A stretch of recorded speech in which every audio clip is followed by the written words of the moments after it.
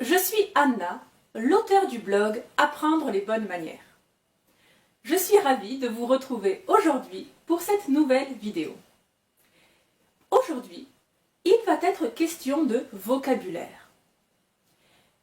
Quand doit-on utiliser les mots étiquette, bonne manière, protocole, savoir-vivre? Alors voilà, sur le site internet apprendrelesbonnesmanières.com, pour des raisons de référencement Google, j'utilise alternativement ces 4 termes. Et encore pas tout à fait. Mais enfin, alternativement, j'utilise étiquette, protocole, bonne manière. Il y en a d'autres comme bienséance, usage, tradition, courtoisie, galanterie, enfin. Mais qu'est-ce qu'il se cache derrière? À vrai dire, ces termes ne peuvent pas être mis l'un à la place de l'autre tout le temps.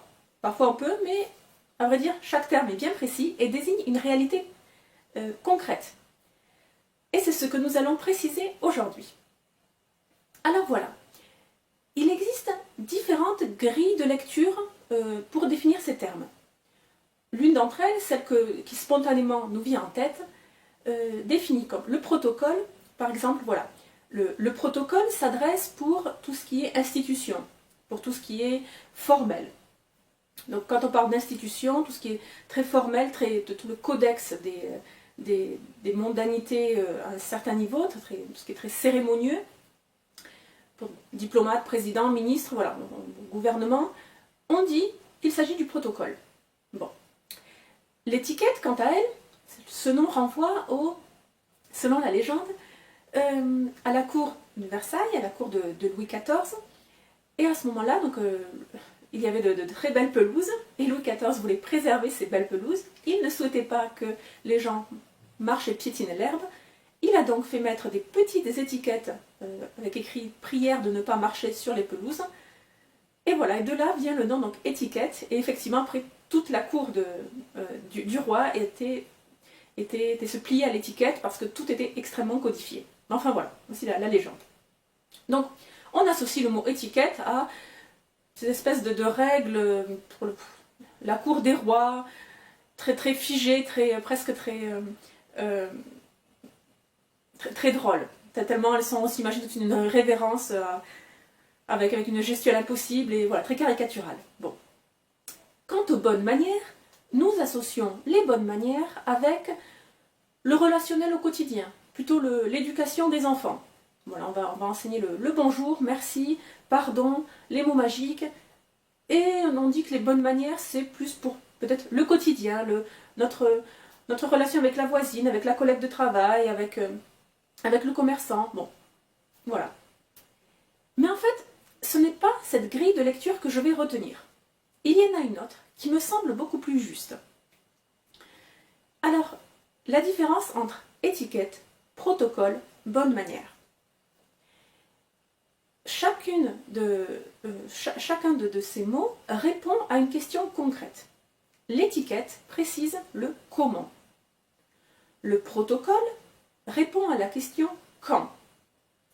Et les bonnes manières répondent à la question quoi.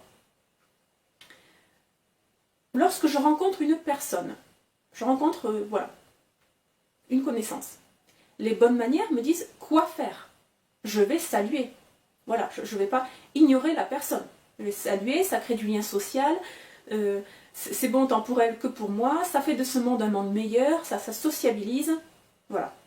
Donc lorsque je rencontre un inconnu, les bonnes manières me disent quoi faire. Saluer. L'étiquette, elle, précise comment le faire. Est-ce que cette personne, je fais un baise-main, je serre une bonne poignée de main, je fais la bise, plusieurs bises, selon peut-être l'endroit.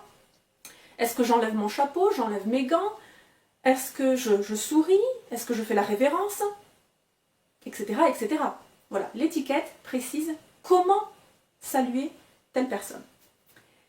Quant au protocole, il précise quand saluer.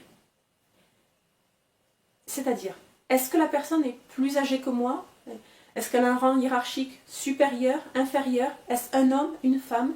Est-ce que c'est un ministre qui salue un président? Est-ce que c'est la grand-mère qui va saluer sa petite fille? Ou l'inverse? Voilà, vous voyez? Donc le protocole, c'est l'ordre dans lequel on fait les choses.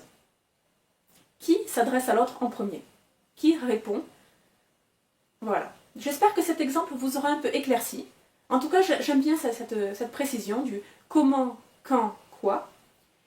Et sachez donc, pour le dernier mot, savoir-vivre. Le savoir-vivre englobe ces trois mots. En quelque sorte, c'est un mot un peu fourre-tout, comme savoir-vivre, qui contient les trois. Donc, je l'affectionne particulièrement sur le site, pour des questions de référencement, mais aussi tout simplement parce qu'il comprend et l'étiquette, et le protocole, et les bonnes manières. Voilà, j'espère que cette vidéo vous aura plu. Merci pour votre attention.